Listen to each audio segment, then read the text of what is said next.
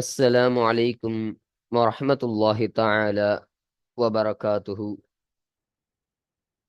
بسم الله الرحمن الرحيم.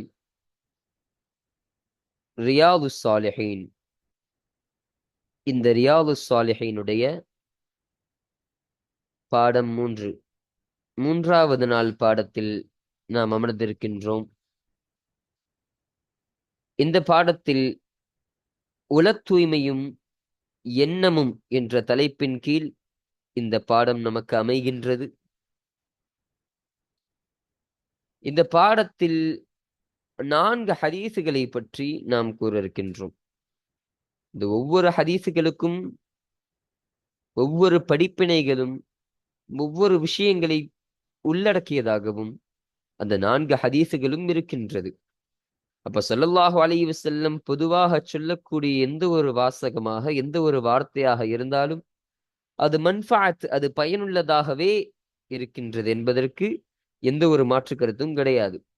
அப்படி இந்த 4 ஹதீசுகளையும் நாம் இன்று பார்க்க உள்ளோம். அல்லாஹ் கபூல் செய்வானாக. இந்த 4 ஹதீசுகளில் எந்தெந்த விஷயத்தை எல்லாம் எந்தெந்த விஷயத்தை சொல்ல வருகிறார்கள்.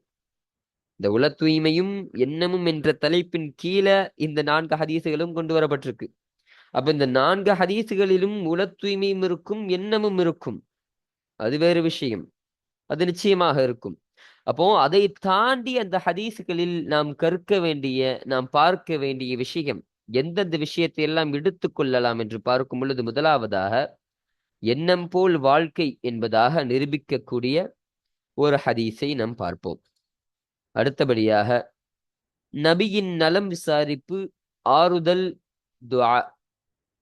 இப்போ நபி ஸல்லல்லாஹு அலைஹி வஸல்லம் அவர்கள் நலம் விசாரிப்பதற்காக சென்ற அந்த சம்பவம், பின்பு ஆறுதல் கூறக்கூடிய அந்த சம்பவம், பின்பு துஆ செய்யக்கூடிய அந்த சம்பவம், இப்படி நபி ஸல்லல்லாஹு அலைஹி வஸல்லம் அவருடைய 3 சிஃபத்துகளையும் 3 தன்மைகளையும் ஒரே ஹதீஸில் உள்ளடக்கியதாக இருக்கின்றது.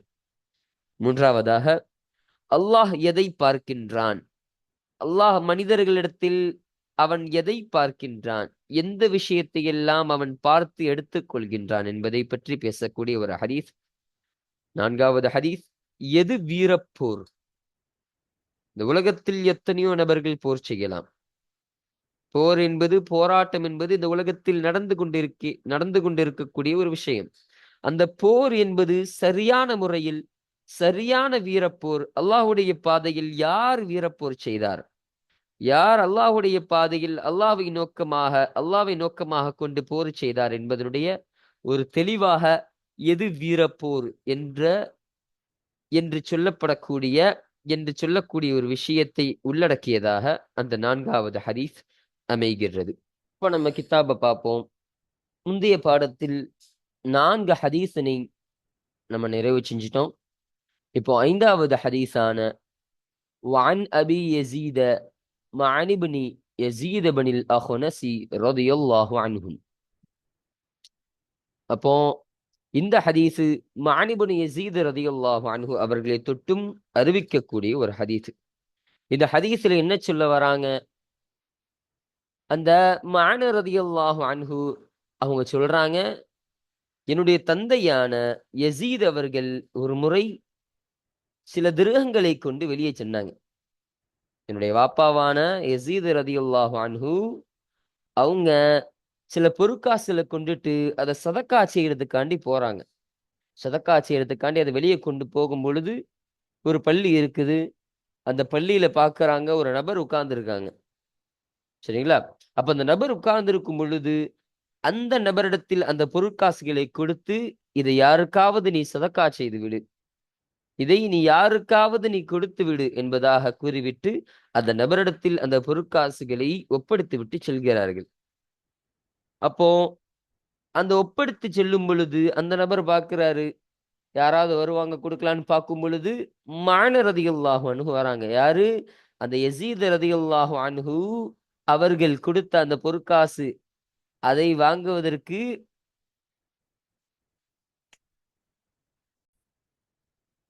அந்த யஸீத் ரலியல்லாஹு அன்ஹு அவர்களின் மகனான மஅன் ரலியல்லாஹு அன்ஹு அவங்களே வராங்க. அப்போ வந்த உடனே அந்த பள்ளியில் உட்கார்ந்து இருக்கக்கூடிய அந்த நபருக்கு தெரியாது யசீத் ரதியல்லாஹு அன்ஹு அவருடைய மகன் தான் மான் ரதியல்லாஹு அன்ஹு இவரும் தெரியாது. அப்போ என்ன செஞ்சாங்க, சரி யாருக்கோ கொடுக்க சொன்னாங்கன்னு சொல்லி அவங்கள்ட்ட கொடுக்குறாங்க.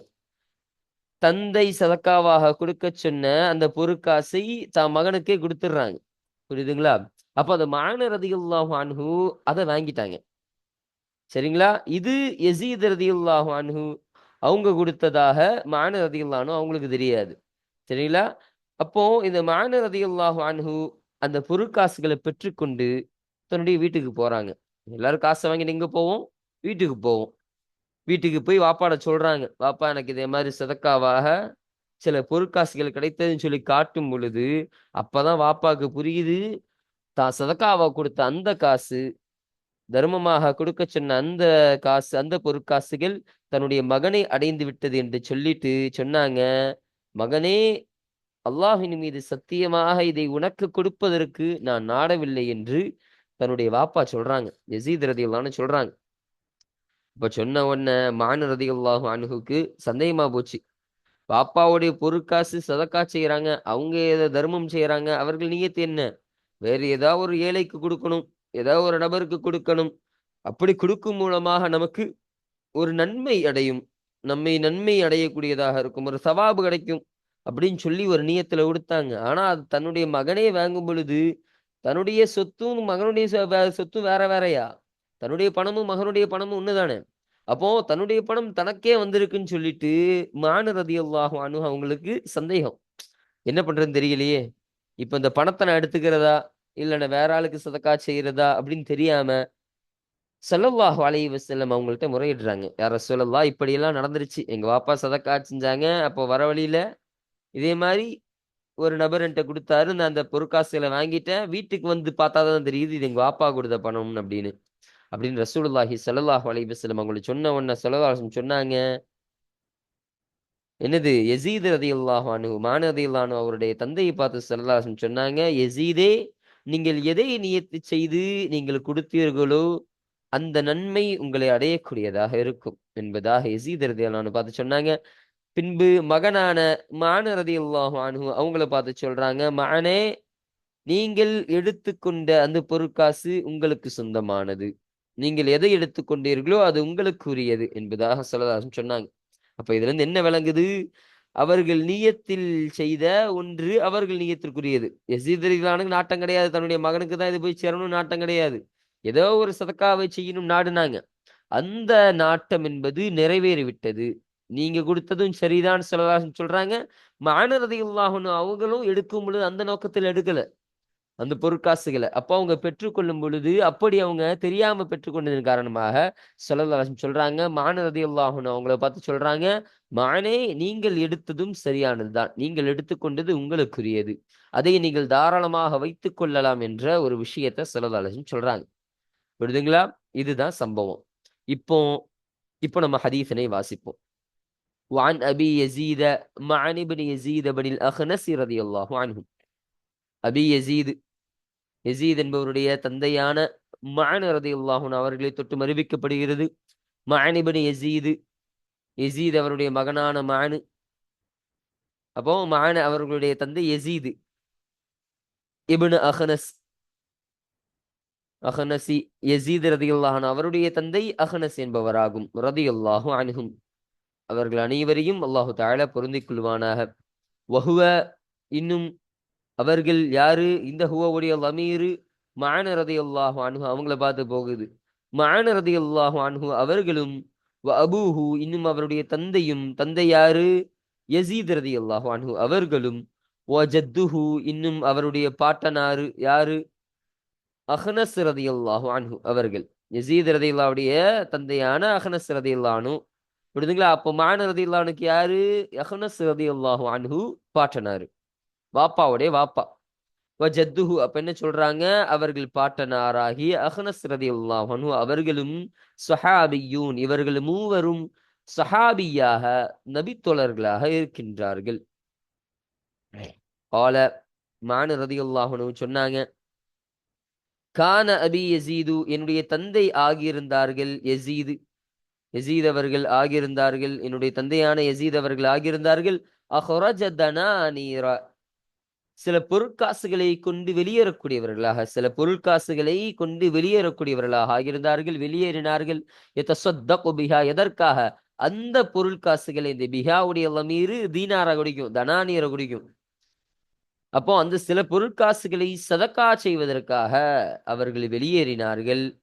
ஃபவதஅஹா இன்த ரஜுலின் ஃபில் மஸ்ஜிதி, பின்பு மஸ்ஜிதில், பள்ளியில் இருக்கக்கூடிய ஒரு நபரிடத்தில் அந்த பொருட்காசுகளை அவர்கள் வைத்தார்கள். ஃபஜிஅது, அப்பொழுது நான் அங்கு வந்தேன். யாரு? மான் ரலியல்லாஹு அன்ஹு சொல்றாங்க, நான் அப்போ வந்தேன். ஃபஅഖதுஹா, அந்த பொருட்காசுகளை நான் பெற்றுக்கொண்டேன். ஃபஅதைதுஹு பிஹா, அந்த பொருட்காசுகளை அந்த பொருட்காசுகளை கொண்டு என் தந்தையிடத்தில் நான் கொண்டு வந்தேன். ஃபஅதைதுஹு, நான் கொண்டு வந்தேன். பிஹா, அந்த பொருட்காசுகளை நான் கொண்டு வந்தேன் என் தந்தையிடத்தில். சரிங்களா? ஃபகால, எனவே என்னுடைய தந்தை சொன்னாங்க, வல்லாஹி, அல்லாஹ்வின் மீது சத்தியமாக, மா ஐயாக்க அரத்து, இதை உனக்கு நான் நாடவில்லை என்பதாக என்னுடைய தந்தை சொன்னாங்க. ஃபகாசம்துஹு, எனவே தீர்ப்பை தேடினேன், நான் தீர்ப்பை தேடினேன். அப்போ ஹாசம்னு சொன்னா பொதுவா தர்க்கம் செய்தார்கள், விவாதம் செய்தார்கள் என்றுதான் லஃபுதுடைய அர்த்தம். ஆனா இந்த இடத்துல அவர்கள் தீர்ப்பை தேடினார்கள். ஃபஹாசம் தூ, நான் தீர்ப்பை தேடினேன். ஹூ, யாரு? இந்த ஹூவுடைய எல்லாமே உங்க வாப்பா பார்த்து போகுது. அப்போ உங்க வாப்பா இந்த விஷயம் செஞ்சது, இப்படி சொன்னதன் காரணமாக என்னுடைய வாப்பாவுடைய விஷயத்தில் நான் தீர்வை தேடினேன், தீர்ப்பை தேடினேன். யாரிடத்துல? இலா ரசூலுல்லாஹி ஸல்லல்லாஹு அலைஹி வஸல்லம், ரசூலுல்லாஹி ஸல்லல்லாஹு அலைஹி வஸல்லம் அவர்களின் பக்கம், அவர்களிடத்தில் நான் தீர்ப்பை தேடினேன். அப்ப இவங்க ரெண்டு பேரும் சேர்ந்து ரசூலுல்லாஹ்ட்ட முறையிட போறாங்க, தீர்ப்பு தேட போறாங்க. ஃபகால, அப்போ ஸல்லல்லாஹு அலைஹி வஸல்லம் சொன்னாங்க, லக மா நவைத யா யஸீது, யஸீத் ரலியல்லாஹு அன்ஹு, மான் ரலியல்லாஹு அன்ஹு தந்தையை பார்த்து சொன்னாங்க, யஸீதே, மா நவைத, லக மா நவைத, நீ எதை நியத்து செய்தாயோ அந்த ஒன்று உனக்குரியதாகும் என்பதாக சொன்னார்கள். வலக மா அகதத யா மான் ரலியல்லாஹு அன்ஹு அவங்கள பார்த்து சொன்னாங்க, யா மானே, வலக்க மா அகதத்த, நீ எதை எடுத்துக்கொண்டாயோ அந்த ஒன்று உனக்குரியதாகும், உனக்கு சொந்தமானதாகும் என்பதாக ஸல்லல்லாஹு அலைஹி வஸல்லம் அவங்க சொன்னாங்க. ரவாஹுல் புகாரியு, இந்த ஹதீஸினை புகாரி ரஹ்மத்துல்லாஹி அலை ரிவாயத் செய்தார்கள். அப்போ இந்த ஹதீஸு நம்ம ஆரம்பத்திலே சொன்னோம், எண்ணம் போல் வாழ்க்கை என்ற ஒரு தலைப்புல கொண்டு வந்தோம். அப்போ இந்த ஹதீஸின் மூலமாக விளங்கக்கூடியது, எண்ணம் போல்தான் வாழ்க்கை என்பதை நாம் விளங்கிக் கொள்ளணும். இந்த ஹதீஸ பாபுல் இஹ்லாஸ் இஹ்லாரி நிய்யா என்று கொண்டு வந்தாங்க இல்லையா? அப்போ அந்த பாபு கீழே தான் கொண்டு வராங்க. இஹ்லாஸுடைய பாடம், இன்னும் நீயத்தை ஹாதிராக்குவது, நீயத்தை கொண்டு வருவது பற்றிய பாடத்தில் நம்ம இந்த ஹதீஸை பதிவு செய்யறாங்க. அதற்கு காரணம் லக்கமான வைத்த என்ற ஒரு வார்த்தை. புரியுதுங்களா? அப்ப ரசூலுல்லாஹ் சொன்னாங்க, நீங்க எதை நியத்து செய்தீர்களோ அது உங்களுக்கு திட்டமாக கிடைக்கும், அது உங்களுக்கு கிடைக்கக்கூடியதாக இருக்குன்னு சொன்னாங்க இல்லையா? அதன் காரணமாக தான் இந்த பாபிற்கு கீழே இந்த ஹதீஸனை கொண்டு வந்திருக்காங்க. இப்போ அடுத்தபடியாக ஆறாவது ஹதீஸனை பார்ப்போம். وعن أبي إسحاق بن أبي وقاص مالك بن أهيب بن عبد مناف بن زهرة بن كلاب بن مرة بن كعب بن لؤي القرشي الزهري رضي الله عنه. சஅத் இப்னு அபீ வக்காஸ் ரலியல்லாஹு அன்ஹு அவர்களை தொட்டும் அறிவிக்கக்கூடிய ஒரு ஹதீஸ். இந்த ஹதீஸ்ல என்ன சொல்ல வராங்க? இந்த ஹதீஸினுடைய சம்பவம் என்ன சொல்ல போனா, அப்போ சஅத் இப்னு அபீ வக்காஸ் ரலியல்லாஹு அன்ஹு அவர்கள் எப்படிப்பட்ட சஹாபி? ரசூலுல்லாஹி ஸல்லல்லாஹு அலைஹி வஸல்லம் அன்னவர்கள் ஒரு 10 சஹாபியினை, தன்னுடைய தோழர்களான 10 சஹாபாக்களை சொர்க்கத்திற்கு சொந்தக்காரர்கள் என்று சொன்னார்கள். அஷரத்துல் முபஷ்ஷரான்னு சொல்லுவோம். சொர்க்கத்தை கொண்டு சுப செய்தி சொல்லப்பட்ட 10 நபர்கள். அப்ப அந்த 10 நபர்களில ஒருவராக சஅத் இப்னு அபீ வக்காஸ் ரலியல்லாஹு அன்ஹு அவர்களும் ஆகியிருக்கின்றார்கள் என்பதை விளங்கிக் கொள்ளணும். அப்போ இந்த சம்பவம் எப்ப நடக்குதுன்னு பார்த்தா ஹிஜ்ரி 10ஆம் ஆண்டு நடக்குது. ஹிஜ்ரத் செஞ்சு போறாங்க. ரசூலுல்லாஹி ஸல்லல்லாஹு அலைஹி வஸல்லம் அவர்களும் தோழர்களும் அந்த தோழர்களோடு இந்த சஅத் இப்னு அபீ வக்காஸ் ரலியல்லாஹு அன்ஹு அவர்களும் மக்காவிலிருந்து மதீனாவிற்கு ஹிஜ்ரத் போறாங்க. போய் கொஞ்சம் வருடம் கழித்து பின்பு அவர்கள் திரும்ப வராங்க. மக்காவிற்கு உம்ரா செய்வதற்காக வராங்க. அப்ப உம்ரா செய்த வந்த பொழுது சஅத் இப்னு அபீ வக்காஸ் ரலியல்லாஹு அன்ஹு அவங்களுக்கு ஒரு நோய் ஏற்படுது. ஒரு நோய் ஏற்பட்டதன் காரணமாக உடல் பலவீனமா ஆயிடுறாங்க. அப்போ அந்த நோய் ரொம்ப கடுமையா ஏற்பட்டதன் காரணமாக அவர்கள் ரொம்ப லயீஃப் ஆயி உடம்பு முடியாம போயிடுறாங்க. சரிங்களா? அப்போ சஅத் இப்னு அபீ வக்காஸ் ரலியல்லாஹு அன்ஹு அவங்க சொல்றாங்க, என்ன பார்க்க ரசூலுல்லாஹ் வந்தாங்க. ரசூலுல்லாஹி ஸல்லல்லாஹு அலைஹி வஸல்லம் அவங்க என் வீட்டுக்கு வந்தாங்க. என்னை நலம் விசாரிக்க வந்தாங்க. அப்ப நான் சொன்னேன், ரசூலுல்லாஹ், யா ரசூலுல்லாஹ், எனக்கு இதே மாரி நோய் ஏற்பட்டு இருக்கு. நீங்க பார்த்துட்டு இருக்கீங்களே, இந்த நோய் எனக்கு ஏற்பட்டு இருக்கு. நான் ஒரு பணக்காரனா இருக்கேன். நான் ஒரு செல்வந்தனாக இருக்கிறேன். எனக்கு ஒரே ஒரு பெண் பிள்ளை மட்டும் தான். ஒரே ஒரு மகள் மட்டும் தான். அப்போ அத தவிர எனக்கு எனக்கு வேற வாரிசு கிடையாது. அதனால என்னுடைய சொத்துல இருந்து ஒரு 3ல 2 பங்க நான் சதக்காவா கொடுக்கலாமா? என்று கேட்டபொழுது, அப்போ ஸல்லல்லாஹு அலைஹி வஸல்லம் சொன்னாங்க, நீங்கள் 3ல் 2 பங்கு கொடுக்கக் கூடாது என்பதாக சொன்னாங்க. அப்ப நான் மறுபடியும் கேட்டேன், யா ரசூலல்லாஹ், அப்போ என்னுடைய சொத்துல ஒரு பாதி பங்க நான் சதக்காவா குடுக்கலான்னு கேட்டபொழுது, அப்பவும் ஸல்லல்லாஹு அலைஹி வஸல்லம் சொன்னாங்க, லா, அப்படியும் நீ கொடுக்கக் கூடாது. அதுவும் கூடாத விஷயமாகும் என்பதாக சொன்னாங்க. அப்ப 3வது முறையாக நான் கேட்டேன், சரி யா ரசூலல்லாஹ், ஒரு 3ல 1 பங்காவது நான் சதக்காவா கொடுக்கலாமா? என்று கேட்டபொழுது, அப்போ ஸல்லல்லாஹு அலைஹி வஸல்லம் சொன்னாங்க, 3ல் 1 பங்கு நீங்கள் கொடுத்துக் கொள்ளுங்கள். ஆனாலும் அந்த 3ல் 1 பங்கு என்பதே அதிகமானதாகும். அதுவே பெரிய விஷயம் தான் என்பதாக சொல்லிட்டு ரசூலுல்லாஹ் எனக்கு ஒரு உபதேசம் சொன்னாங்க. என்னன்னா, நீங்கள் உங்களுடைய பிள்ளைகளை, உங்களுடைய வாரிசுகளை பணக்காரர்களாக விட்டுச் செல்வது, உங்கள் பிள்ளைகளை ஏழையாக விட்டுச் செல்வதை விட சிறந்ததாகும். பிறரிடத்துல யாசகம் கேட்டு, பிறரிடத்தில் கையேந்தி நிற்கக்கூடிய ஒரு ஏழையாக உங்கள் பிள்ளைகளை விடுவதை விட, உங்கள் பிள்ளைகளை இந்த உலகத்தில் அகனியாக்களாக, பணக்காரர்களாக நீங்கள் விட்டுவிட்டு செல்லுங்கள் என்பதாக ஸல்லல்லாஹு அலைஹி வஸல்லம் அவர்கள் என்னிடத்தில் சொன்னார்கள். இன்னும் எனக்கு ஆறுதலாக சொன்னார்கள், நீங்கள் அல்லாஹ்வின் புறத்தில் செய்யக்கூடிய ஒவ்வொரு அமல்களுக்கும், ஒவ்வொரு செலவுக்கும் அதற்கான கூலி உங்களுக்குரியது. எந்த அளவிற்குன்னு சொன்னா, உங்களுடைய மனைவிக்கு நீங்க கொடுக்கக்கூடிய எந்த ஒரு விஷயமாக, உங்கள் மனைவிக்கு நீங்க உணவளிக்கிறீங்க, ஒரு ஆடை எடுத்து குடுக்குறீங்க, இப்படி எந்த செலவாக இருந்தாலும், அது அதுவும் அல்லாஹ்விடத்தில் உங்களுக்கு கூலியை வழங்கக்கூடியதாக இருக்கின்றது என்பதாக ஸல்லல்லாஹு அலைஹி வஸல்லம் சொன்னாங்க.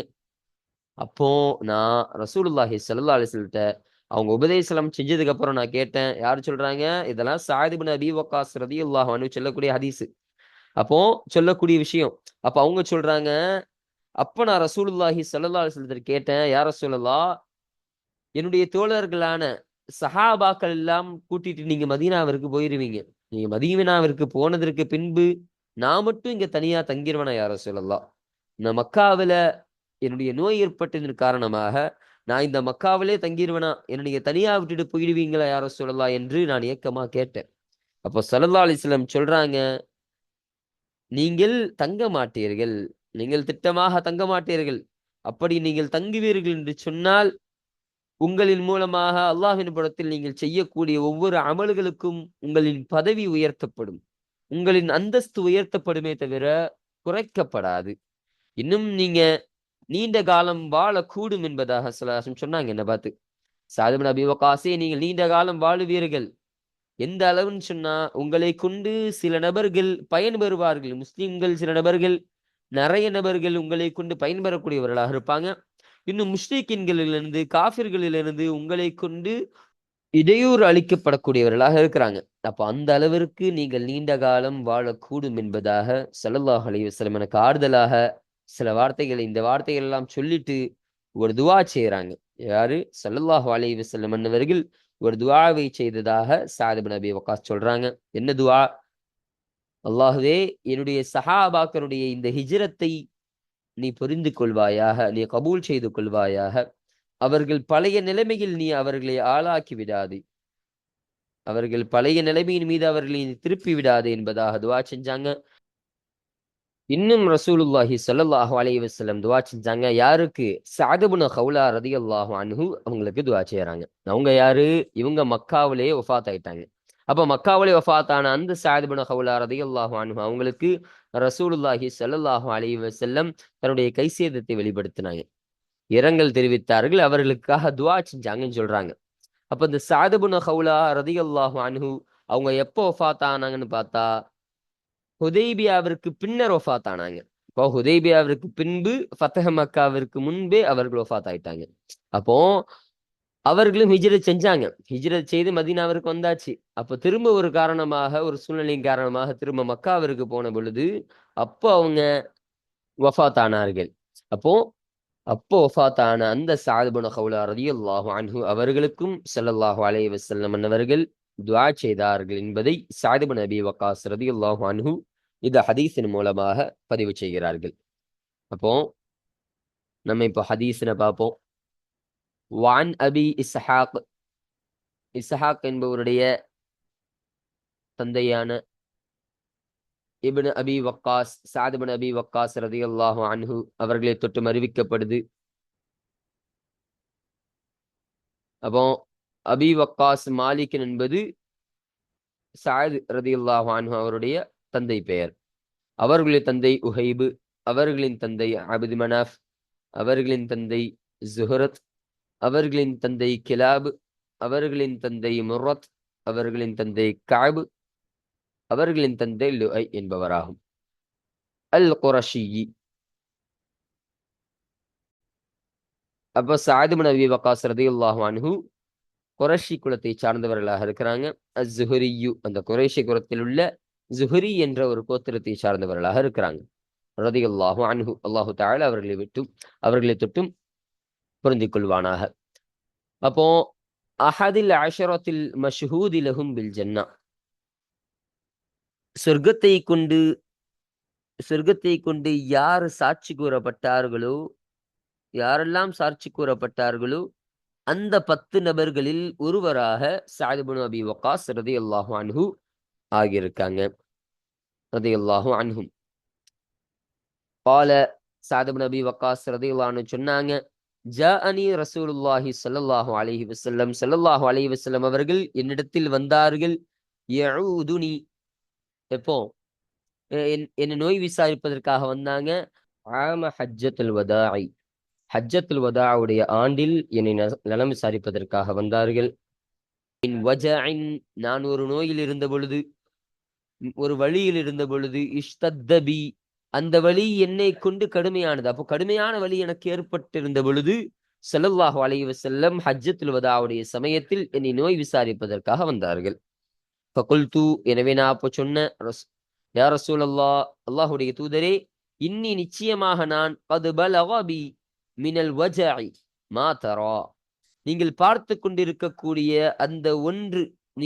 கொண்டிருக்கக்கூடிய அந்த நோய் என்பது, அந்த வலி என்பது என்னை அடைந்திருக்கின்றது யா ரசூலல்லாஹ். அப்போ நீங்க பார்த்துக்கிட்டு இருக்கிற இந்த நோய் எனக்கு ஏற்பட்டு இருக்கின்றது யா ரசூலல்லாஹ். வ அன து மாலின், நான் ஒரு பணக்காரனாக செல்வந்தனாக இருக்கின்றேன்.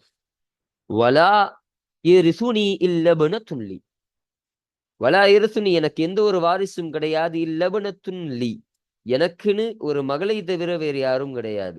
இப்போ எனக்கு ஒரு மகள் மட்டும்தான் இருக்கிறா, எனக்கு வேறு வாரிசு கிடையாது யா ரசூலல்லாஹ். அஃப அத்தஸத்தகு பிசுலுஸை மாலி, என்னுடைய சொத்தில் இருந்து நான் 1/3 பங்கை சதக்காவாக கொடுக்கலாமா என்று கேட்டேன். கால ரசூலுல்லாஹ் ஸல்லல்லாஹு அலைஹி வஸல்லம் சொன்னாங்க, லா, கூடாது என்பதாக சொன்னாங்க. குல்து, நான் கேட்டேன், ஃபஷ்ஷத்ரு யா ரசூலல்லாஹ், அல்லாஹ்வுடைய தூதரே, என் சொத்தில் நான் பாதியை கொடுக்கலாமா, பகுதியை கொடுக்கலாமா என்று கேட்ட பொழுது ஃபகால, அப்போ ஸல்லல்லாஹு அலைஹி வஸல்லம் சொன்னாங்க, லா, கூடாது என்பதாக சொன்னாங்க. குல்து, நான் கேட்டேன், ஃபசுலுசு யா ரசூலல்லாஹ், 1/3 பங்காவது நான் கொடுக்கலாமா என்று கேட்டேன். கால, அப்போ சொன்னாங்க ரசூலுல்லாஹி ஸல்லல்லாஹு அலைஹி வஸல்லம் சொன்னாங்க, அஸ்ஸுலுசு, நீங்கள் 1/3 பங்கை கொடுத்துக் கொள்ளுங்கள். வஸ்ஸுலுசு கஸீருன், சுலுசு என்பதே 1/3 பங்கு என்பதே அதிகம் என்பதாக சொன்னாங்க. அவ் கபீருன், பெரியது. அப்போ ராவிக்கு ஷக்கு கசீரு என்று சொன்னாங்களா இல்ல கபீர் என்று சொன்னார்களான்னு ஷக்கின் காரணமாக 2 வார்த்தையும் போட்டிருக்காங்க.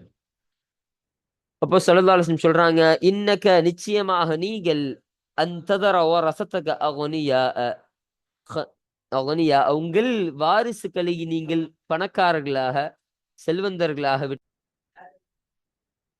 خيرٌ من أن تذرهم عالة يتكففون الناس மக்களிடத்தில் கையேந்தி நிற்கக்கூடிய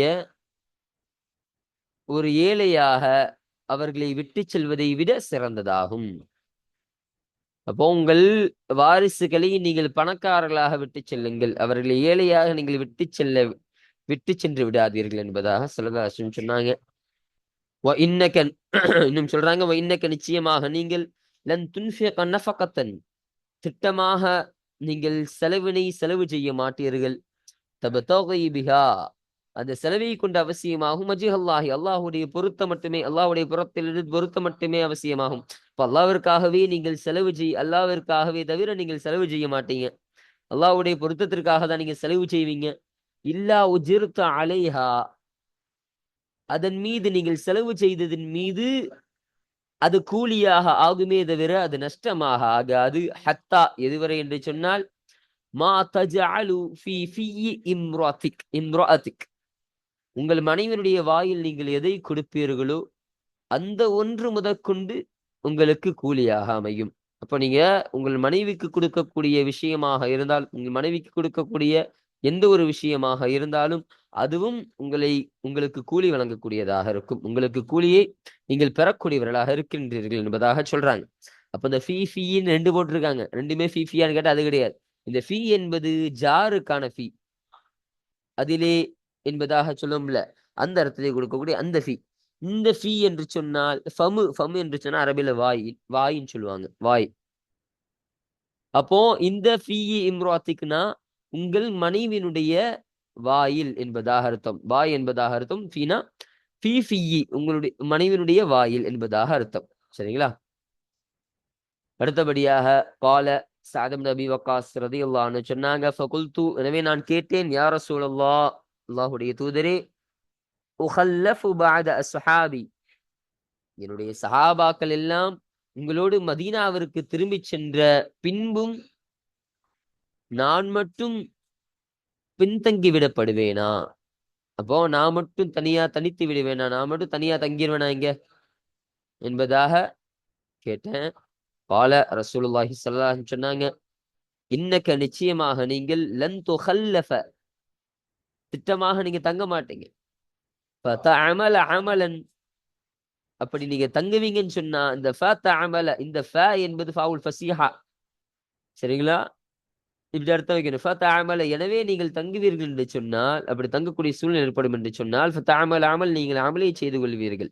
தப்தகி பிஹி அந்த அமலை கொண்டு அவசியமாகும். வஜ்ஹல்லாஹி அல்லாஹ்வுடைய புறத்திலிருந்து அவனுடைய பொருத்தத்தை மட்டுமே அது அவசியமாக்கும். அப்போ அவனுக்காகவே நீங்கள் அமல் செய்யக்கூடியவர்களாக ஆகுவீங்க. அப்படி செய்யற அமலு இல்லஸ்தத்த பிஹி அந்த அமலை கொண்டு தரஜத்தன் வரிஃபாத்தன் உங்களுடைய அந்தஸ்துகளும் உங்களுடைய உயர்வும் கூடுமே தவிர அது குறையாது என்பதாக ஸல்லல்லாஹு அலைஹி வஸல்லம் ஆறுதலாக சொன்னாங்க. இன்னும் சொல்றாங்க, வல அல்லக அன் துஹல்லஃப நீங்கள் பின்தங்குவது என்பது ஆகும். வல அல்லக்க நீங்கள் இருக்கக்கூடும். ஹத்தா யன்தஃபிஅ பிக அக்வாமுன் உங்களை கொண்டு சில கூட்டங்கள் ஒரு கூட்டங்கள் உங்களை கொண்டு பயன்பெறக்கூடியதாக இருக்கு. வயுலர்ர பிக ஆகரூன் மற்றொரு கூட்டம் உங்களை கொண்டு இடையூறு அளிக்கப்படக்கூடியவர்களாக இருக்கின்றார்கள் என்பதாக ஸல்லல்லாஹு அலைஹி வஸல்லம் சொல்றாங்க. அல்லாஹும்ம அம்லி அஸ்ஹாபி ஹிஜ்ரத்தஹும் ஸல்லல்லாஹு அலைஹி வஸல்லம் துஆ செய்றாங்க. அல்லாஹும்ம யா அல்லாஹ் அம்லி என்று சொன்னால் பரிபூர்ணப்படுத்துவாயாக. அத்மிம் என்ற அர்த்தத்தை கொடுக்கக்கூடியதாக இருக்கும். நீ பரிபூர்ணப்படுத்துவாயாக. அஸ்ஹாபி என்னுடைய தோழர்களுக்கு நீ பரிபூர்ணப்படுத்துவாயாக. ஹிஜ்ரத்தஹும் அவருடைய ஹிஜ்ரத்தை நீ அவர்களுக்கு பரிபூரணப்படுத்துவாயாக என்று ஸல்லல்லாஹு அலைஹி வஸல்லம் துஆ செஞ்சாங்க. வலா துரத்தஹும் அலா அகாபிஹிம் அவர்களுடைய யாரு சஹாபாக்களுடைய அவர்கள் குதிங்கால்களின் மீது அவர்களை நீ திருப்பி விடாதே, அவர்கள் பழைய நிலைமையில் நீ அவர்களை ஆக்கி விடாதே என்பதாகவும் துவா செய்யறாங்க. லாக்கின் என்றாலும் அல் பாஇசு சோதனைக்குரியவர் சஅத் இப்னு ஹவுலா என்பவர் சோதனைக்குரியவர்களாக ஆகிவிட்டார்கள். யர்சீலஹு ரசூலுல்லாஹி ஸல்லல்லாஹு அலைஹி வஸல்லம். அப்போ லஹு ஹூடைய லமீரு சஅத் இப்னு ஹவுலா அவங்கள பார்த்து போகுது. அப்ப யர்சீலஹு அந்த சஅத் இப்னு ஹவுலா ரலியல்லாஹு அன்ஹு அவர்களுக்கு ரசூலுல்லாஹி ஸல்லல்லாஹு அலைஹி வஸல்லம் இரங்கல் தெரிவித்தார்கள். அன் மாத்த பி மக்கத்த, அவங்க யாரு? மக்காவுல அவங்க வஃபாத் ஆயிட்டாங்க. மக்காவுல வஃபாத்தான அந்த சஅத் இப்னு ஹவுலா ரலியல்லாஹு அன்ஹு அவர்களுக்கு ரசூலுல்லாஹி ஸல்லல்லாஹு அலைஹி வஸல்லம் அவர்கள் இரங்கல் தெரிவித்தார்கள். முத்தஃபகுன் அலை, புகாரி முஸ்லிம் அவர்கள் இத்திஃபாக செய்த கருத்து. அப்போ நம்ம பார்த்தோம், ஆரம்பத்திலே சொன்னோம், நபியினுடைய அந்த சுகம் விசாரிப்பும், நபியினுடைய ஆறுதலும், நபியினுடைய துஆவும். அப்ப அந்த 3 விஷயத்தை இங்க கொண்டு வந்துட்டாங்க. சரிங்களா? இங்க இருந்து ஸல்லல்லாஹு அலைஹி வஸல்லம் அவங்க சுகம் விசாரிக்க வந்தாங்க. இப்போ ஸல்லல்லாஹு அலைஹி வஸல்லம் எப்படி சுகம் விசாரிப்பாங்க அப்படிங்கிறது இங்க சொல்லிட்டாங்க. அப்புறம் சஅத் இப்னு அபி வக்காஸ் ரலியல்லாஹு அன்ஹு அவங்களுக்கு ரசூலுல்லாஹி ஸல்லல்லாஹு அலைஹி வஸல்லம் ஆறுதலாக சில வார்த்தைகளை இங்க இருந்து சொன்னாங்க. அதையும் நம்ம பார்த்தாச்சு. அப்புறம் கடைசியாக ஸல்லல்லாஹு அலைஹி வஸல்லம் அவர்கள் தன்னுடைய சஹாபாக்களுக்காக துஆ செய்தார்கள். ஸல்லல்லாஹு அலைஹி வஸல்லத்துடைய துஆ. அப்ப இதையும் நம்ம பார்த்தாச்சு. சரிங்களா?